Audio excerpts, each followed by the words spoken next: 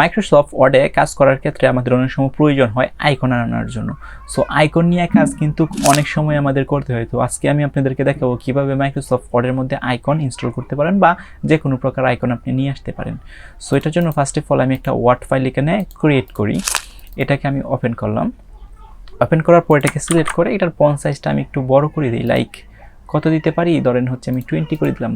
করে দেওয়ার পর এখানে ফার্স্ট অফ অল আমি একটা আইকন আনতে চাচ্ছি। সো আইকন আনার জন্য আপনার এই যে এখানে ইনসার্ট যে ট্যাবটা আছে এখানে ক্লিক করবেন।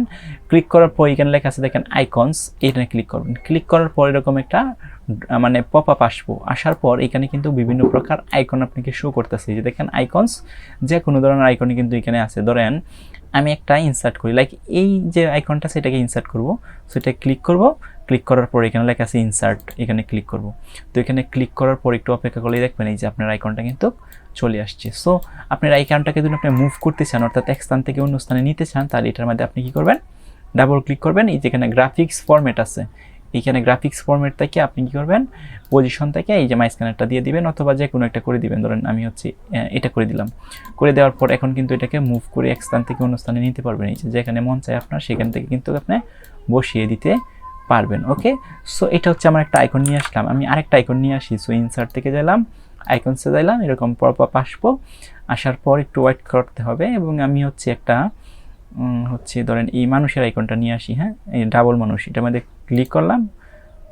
ক্লিক করার পর একটু অপেক্ষা করতে হবে, ইনসার্টে ক্লিক করতে হবে। দেখেন এই ছবিটা কিন্তু আমার ইনসার্ট হয়ে চলে আসছে। সো এটাকে মুভ করার জন্য এটা কিন্তু এক স্থান থেকে এভাবে ড্র্যাগ করে ধরে কিন্তু অন্য স্থানে যাবে না। সো নেওয়ার জন্য আপনাকে এটাকে ক্লিক করার পর এই যে গ্রাফিক্স ফরম্যাটে ক্লিক করার পর আপনার পজিশন থেকে এটা করে দিবেন। করে দেওয়ার পর দেখেন যে কোনো জায়গায় আপনি মুভ করে নিয়ে যেতে পারবেন।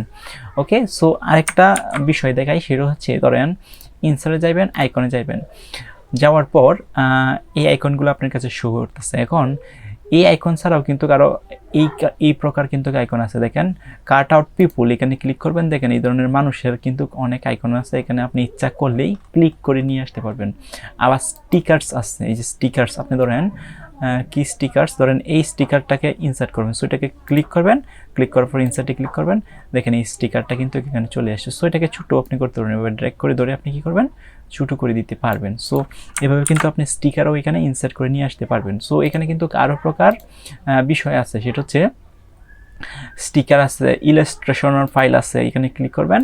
ক্লিক করার পরে যে ইলাস্ট্রেটর যে ফাইলগুলো আছে সেখানে কিন্তু এই ধরনের ফাইল আছে, আপনি এইগুলোকে ইনসার্ট করে নিয়ে আসতে পারবেন। এবং কার্টুন পিপুলও আছে, এখানে ক্লিক করবেন। ক্লিক করার পর এখানে কার্টুন পিপুলও কিন্তু আপনার এখানে শো করবে। অথবা ইমেজ যদি আপনি নিয়ে আসতে চান তাহলে এই যে ইমেজে ক্লিক করবেন।